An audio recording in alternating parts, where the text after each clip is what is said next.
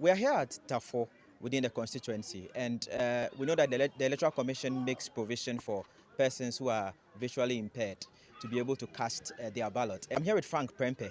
He's about to go through the process. Frank, and then I'm on Bahai. Me that's it. Me ba send me beto aba. Okay. Now, normally, na ya oba then na ya mo then ya. Okay, the me who say me pay my salary. And I say me card my ID card mama butu. That is all. Okay. Inti oye sure say process na no be go through no. Because I me salary me could through. Okay. So we'll monitor him as he goes through the process, and then we'll be able to report appropriately how he was able to do that independently.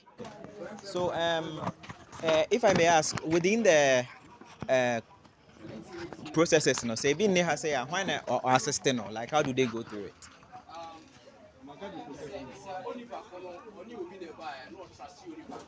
Okay.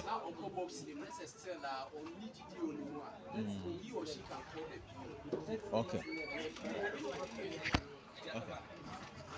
All right. Okay. Whether the person that he wants is exactly what the person has shown him. Okay. So Frank Boateng is currently going through the process. He's going through the verification. They checked where his name is, verified his code, and then realized that he's supposed to be voting in this center. Unfortunately, from the presiding officer, they were not given tactile jackets to be handed over to visually impaired persons. So he was quite surprised that Mr. Frank turned up today. So he's given two options. That is either he trusts somebody to go with into the booth to help him to cast the ballot, or he would have to call on the presiding officer to guide him to make the decision that he wants to make in the ballot. So we wait to see exactly what is going to go on after this stage. So he's going to the booth now. So the presiding member has actually told us that he has indicated to them that he trusts that the granddaughter will be able to help him to go through the process. And he's been given the go ahead to go with the granddaughter to cast the ballot. And the presiding officer now has also gone close to give some assistance to ensure that he does the right thing in the booth. So they're done now. A short process. He's walking back with the presiding officer and then the granddaughter. I think he did one of them, either the presidential or the parliamentary. I can't tell from where I am. So he's going through the next level of voting, which might be the other one that he has not gone through yet. So they've given him the ballot paper. He's now walking to the booth to go complete the process.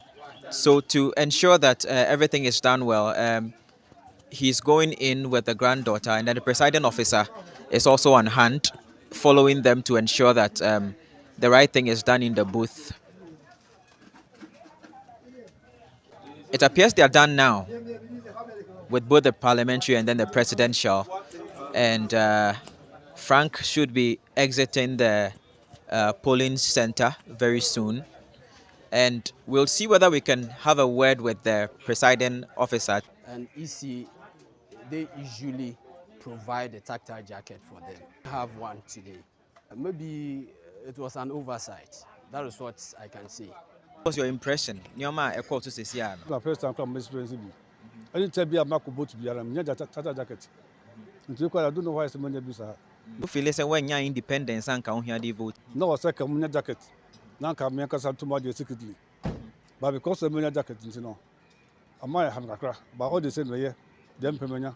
So that was Frank Prempe. He went through the process. Unfortunately, he did not get a tactile jacket. The EC officials are telling us that when they checked their packages, it wasn't part of it. He says that for every election that he's gone through, he's actually had the tactile jacket to do so. So he's quite surprised that he didn't get it this time. But all the same, the presiding officer who was here was able to grant him that assistance with his granddaughter.